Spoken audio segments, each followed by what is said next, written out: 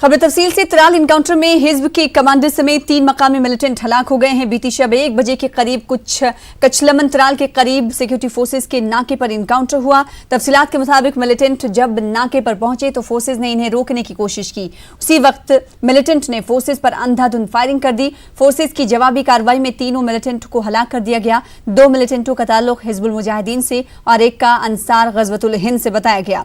Militant के कब्जे से असलहा और गोला बारूद भी बरामद किया गया है। महलूकीन की शनाख्त हिजब कमांडर जहांगीर रफीक वानी साकिन अमीराबाद त्राल, राजा उमर मकबूल साकिन नलगाम त्राल और सादत फारूक साकिन वाघामा बिजबहाड़ा के तौर पर की गई है। इनके कब्जे से खासी मिकदार में असलहा व गोली बारूद भी जब्त किया गया है।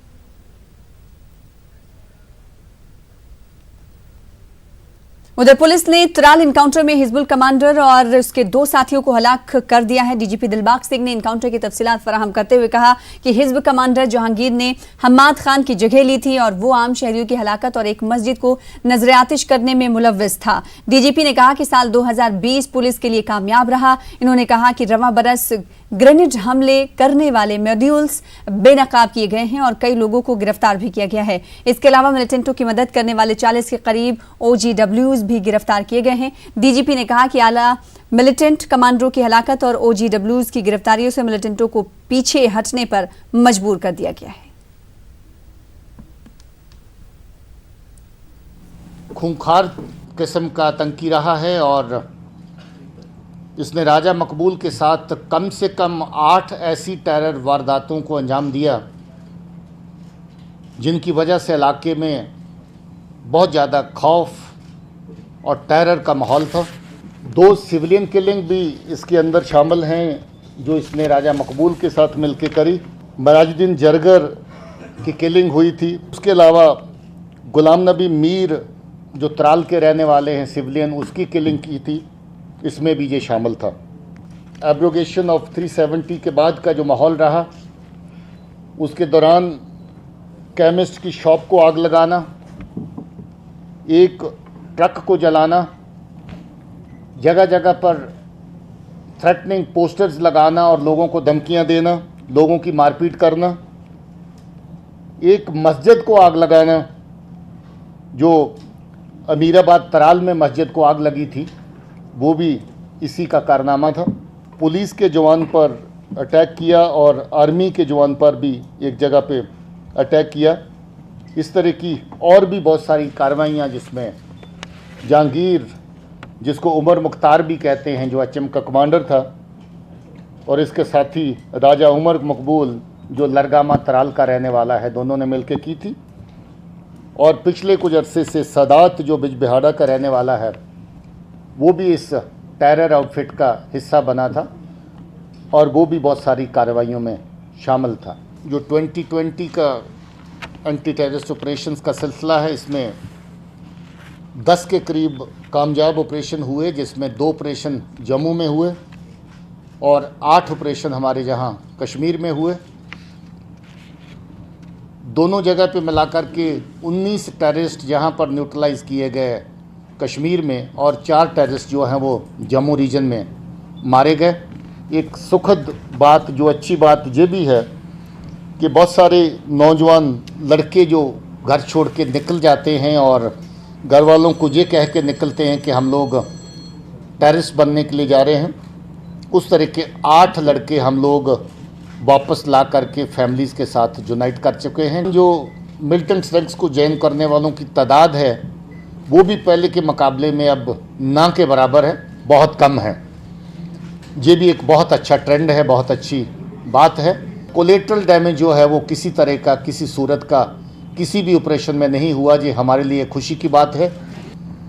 LC के ऊपर सीज़ फायर वायलेशंस का सिलसिला जो बराबर चल रहा है पिछले कुछ अरसे से, और पहले के मुकाबले में सीज़ फायर वायलेशन बहुत ज़्यादा बढ़ी हैं, उस तरह की हरकतें अभी भी जारी हैं।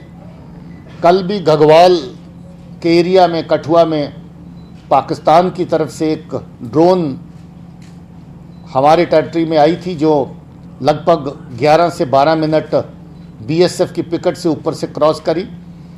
BSF ने जवाबी कार्रवाई में जब फायरिंग करी तो उन्होंने ड्रोन को वापस वहाँ से विड्रा किया है। और उनकी कोशिश है कि वो बाजाब्ता जो एलसी को एक्टिव रखें, एलसी को गर्म रखें और बॉर्डर को गर्म रखें, और सीज़ फायर वायलेशंस के दौरान टेररिस्ट को जहां पर उधर से पुश इन करें।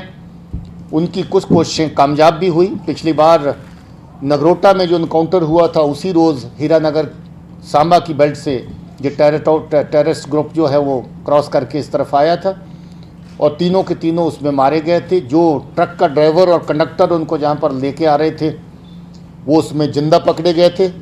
उसके बाद एनआईए को केस की तफ्तीश दी गई और तफ्तीश अभी भी रवा है। उधर आईजीपी कश्मीर विजय कुमार का कहना है कि लावेपुरा एनकाउंटर में जख्मी हुए नौजवानों को अभी तक क्लीन चिट नहीं दी गई। उमर फैयाज को अस्पताल से घर भेजने से मुतालिक सवाल पर आईजीपी ने कहा कि मामले की जांच जारी है और जख्म भरने के बाद उमर फैयाज से पूछताछ की जाएगी। वाज़ेह है कि चंद दिन पहले लावेपुरा में हुए एनकाउंटर में 2 मिलिटेंट हलाक हुए थे और एक उमर फैयाज जख्मी हुआ था। इब्तदा में पुलिस ने उमर फैयाज को भी मिलिटेंट करार दिया था, ताहम बाद में अहले खाना के एहतजाज के बाद एसएसपी ने कहा था कि मामले की जांच जारी है। घर वालों के मुताबिक उमर फैयाज एक दुकानदार है और उसे जब गोली लगी थी तब वो अपने वालिद की दुकान पर था। जैसा कि आप सब जानते हैं कि वो काफ़ी बीमार है और उसका फर्दर ट्रीटमेंट होगा अपने घर पर। जब वो ठीक हो जाएंगे उसको हम लोग अपने कस्टडी में लेंगे, अरेस्ट करेंगे, फिर इंटरोगेट करेंगे, पूछताछ करेंगे। इसलिए भी उसको क्लीन चिट मिलने का कोई सवाल ही नहीं होता है। लास्ट टाइम पुलिस ने बोला था स्कूटी हमने रिकवर की है, but later on it was said कि वो स्कूटी नहीं है। उसका क्या स्टेटस है उस केस का? अभी है नहीं है स्कूटी वो जो उसकी गई। मैं एसपी साहब से पूछ के बता दूंगा। आगे बढ़ेंगे। जम्मू कश्मीर की असलधारे की सियासी पार्टियों एनसी और पीडीपी ने पंचायत ज़िमनी चुनाव को मुलतवी करने के फैसले का खैरमकदम किया है। एनसी ने इस फैसले पर अपना रद्द-ए-अमल जाहिर करते हुए कहा कि हुकूमत की तरजीह इंतखाबात का इनेकाद नहीं बल्कि अमन का क़याम होना चाहिए। पीडीपी ने कहा कि सीनियर लीडरों की हिरासत में रहते हुए इंतखाबात के इनेकाद का कोई मतलब नहीं था। मुझे लगता है कि एक सेंसिबल स्टेप लिया है गवर्नमेंट ने। जो खदशात हमने ज़ाहिर की थी, जो हमारे रिप्रेजेंटेटिव्स गए थे उनसे मिलने और बात हुई थी, मुझे लगता है एक वेलकम स्टेप है।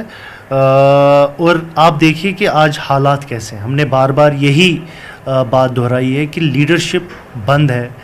खासकर नेशनल कॉन्फ्रेंस की मैं बात करूंगा कि हमारी लीडरशिप बंद है और फ्यूचर जो पार्टी का लाहेमल क्या होगा वो पार्टी लीडरशिप लेगी। दूसरी बात आप देखिए अनसर्टिनिटी सी है पूरे यूटी में, पूरे जेएंडके में एक अनसर्टिनिटी है। इस माहौल में इकॉनमी पूरे डाउन हो रही है, हॉर्टिकल्चर, एग्रीकल्चर, कहीं से कोई भी ऐसी खुशखबर नहीं मिल रही है। हर किसी साइड से लोग परेशान हैं। सो ये अनसर्टिनिटी, गवर्नमेंट को इन सब चीज़ों पे पहले काम करना चाहिए। ये हमने कहा था कि ये इलेक्शन जो है विदाउट पार्टी लीडर्स हम तो लड़ने के वो लिए बिल्कुल तैयार नहीं थी, क्योंकि पार्टी के सरबराहान जब तक ना हो तो वो पार्टी क्या फैसला लेती। दूसरी बात यह है कि जब तक ना एक इसके लिए माहौल बनाया जाए पूरे वैली में जिसमें लोग पार्टिसिपेट करें, अदरवाइज़ ये जो फिर ऐसा ही होता जैसा पीछे हुआ था, लोगों ने नहीं वोट डाले, लोग निकले नहीं और फिर कुछ सीटें ही आ गई, वो भी मामूली नंबरात के साथ हिसाब से। तो आज फिर ये मतलब जब तक ना मेन पार्टी जो यहाँ पर है वैली की या कश्मीर जे.एंड.के स्टेट की नेशनल कॉन्फ्रेंस है, हमारी पीडीपी है और दूसरे जो है, तो जब तक ना ये फील्ड में आ जाए तभी तो लगता है कि फिर इलेक्शन होगा।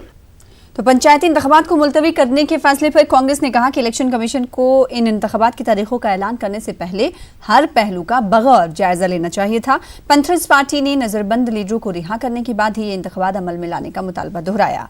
बीजेपी ने कहा कि चुनाव कमीशन ने सिक्योरिटी वजूहात को ध्यान में रखकर ये फैसला किया है।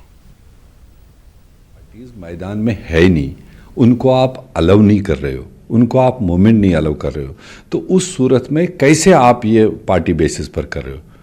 और कल जो सारे पॉलिटिकल पार्टीज़ ने एक वॉइस में कहा, उसका रीज़न बनाने के बजाय इन्होंने कहा कि सिक्योरिटी सिनेरियो ठीक नहीं है। मैं पूछना चाहता हूँ इलेक्शन कमिश्नर से कि आपको ये भी बताना चाहिए फिर कि जब आपने अनाउंस किया तो आपको किसने एश्योर किया था, क्योंकि इलेक्शन कमिश्नर को ये इंश्योर करना बहुत ज़रूरी होता है चुनाव अनाउंस करने से पहले कि हालात ग्राउंड सिचुएशन क्या है। पैंथर्स पार्टी का इसमें ये स्टैंड था, क्लियर कट स्टैंड था, क्योंकि ये एक डेमोक्रेटिक इलेक्शंस है। आपने पार्टी के सिंबल पे इलेक्शंस कराने का एक सुझाव दिया, एक फैसला लिया, लेकिन अगर आप कश्मीर में बात करें तो वहां पार्टी के जो लीडर्स हैं वो आपने उनको अपने डिटेंशन में रखा हुआ है। मतलब अगर आप पॉलिटिकल एपरेटस की बात करें सो इसमें क्लियर कट है, साफ नजर आता है कि जो रीजनल पार्टीज हैं उनके लीडर्स को आपने डिटेंशन में रखा हुआ है। अब यहां पर एक विरोधाभास है, जहां आपने लीडर्स को डिटेंशन में रखा हुआ है, आप कैसे पॉलिटिकल मैंडेट के ऊपर इलेक्शंस करवा सकते हैं? देयर इज एक पॉलिटिकल डायकॉटमी। तो वो जो बात है वो पच नहीं रही है। तो इसके ऊपर पैंथर्स पार्टी ने ये स्टैंड रखा। इंटेलिजेंस एजेंसीज ने कहा कि खलल डाल सकता है पाकिस्तान, इसलिए कुछ दिनों के लिए, हफ्तों के लिए इन पंचायतों के इलेक्शन को आप जो है वो पोस्टपोन करके इसको बाद में करिए। और वहीं अमेरिका के राष्ट्रपति डोनाल्ड ट्रंप भी इंडिया आने वाले हैं। हमने देखा एक बार पहले भी बिल क्लिंटन जब इंडिया के अंदर आए थे तो कश्मीर के छठी सिंहपुरा में क्या किया था। पाकिस्तान हो, दहशतगर्द हो, आईएसआई हो, इन लोगों का एक ही मकसद है, कश्मीर को लहूलुहान करना। हमारे लोगों की हिफाजत हमारे लिए ज़रूरी है, हमारे लोगों की जान और माल की हिफाजत करना हमारी जिम्मेवारी है, और हमारे लिए हमारा मुल्क ये हमारी टॉप मोस्ट प्रायोरिटी है। हमारी प्रायोरिटी हमारे लोग हैं, हमारी आवाम है। आवाम की सिक्योरिटी, उनकी हिफाजत, इसको लेकर हम किसी चीज़ से कंप्रोमाइज़ नहीं कर सकते। डीजीपी दिलबाग सिंह का कहना है कि जम्मू कश्मीर में पंचायती ज़िमनी इंतखाबात मुलतवी करने के लिए हुकूमत के पास माकूल वजह है। सरकारी हुक्मनामे में दर्ज करदा अमन व ज़ब्त से मुताल्लिक इनपुट्स और तशवीश के बारे में जब डीजीपी से पूछा गया तो इन्होंने तफसीलात बताने से इनकार कर दिया। अमरीकी सदर के दौरे के मौके पर मिलिटेंट हमलों के खदशात पर डीजीपी ने कहा कि रवां साल गैर मुल्की मंदुबीन का कश्मीर दौरा पुरअमन रहे, ताहम उन्होंने पुरअमन रहे जो दौरे उन्होंने किए, और ताहम इसी के साथ उन्होंने कहा कि मिलिटेंट के हमलों के इम्कान को मुस्तरद भी नहीं किया जा सकता। डीजीपी ने कहा कि ऐसे किसी वाक़े से निपटने के लिए फोर्सेस पूरी तरह तैयार हैं।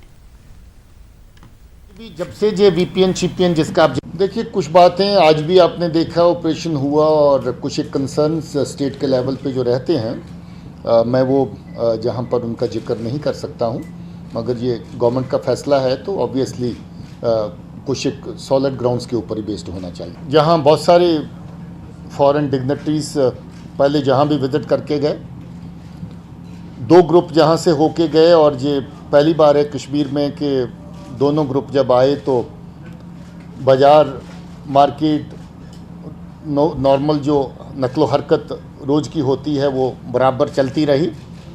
ये एक अच्छी बात है, अच्छा ट्रेंड है, और मैं समझता हूँ कि इस बार जो उनका अब विजिट जहाँ पर है उसके दौरान भी बेशक इस तरह के शक व शुबा तो हमेशा रहते हैं, क्योंकि मिलिटेंट्स की अभी भी तादाद ठीक ठाक है जो एक्टिव है, मगर हम ये उम्मीद करते हैं कि ये विजिट ठीक से गुजरेगा। हमारी तरफ से हम लोग जो सिक्योरिटी के इंतजाम है जगह जगह, जो ज़रूरतें हैं, उसके लिए पूरी सतर्कता बरतेंगे। वीपीएन के जरिए सोशल नेटवर्किंग साइट तक रसाई का तस्करा करते हुए दिलबाग सिंह ने कहा कि पुलिस को मामले की जानकारी है। इन्होंने कहा कि इन वेबसाइट से अफवाहें फैलाने की कोशिश की गई तो ऐसे लोगों के साथ सख्ती से निपटा जाएगा। डीजीपी ने कहा कि पाकिस्तान में बाज़ कुव्वतें वीपीएन के इस्तेमाल में सरगर्म हैं और पुलिस लोगों पर नजर रखे हुए है। साइबर सेल पुलिस की जानिब से एफआईआर दर्ज करने के बारे में उन्होंने कहा कि हद से तजावुज करने वालों से कानून के मुताबिक निपटा जाएगा। जब से ये वीपीएन शिपीएन जिसका आप जिक्र कर रहे हैं, आप ये गनीमत समझिए कि बावजूद इसके कि इसका बहुत मिसयूज़ हो रहा है, नोटिस में आ रहा है, आप लोग भी इसको इस्तेमाल कर रहे हैं।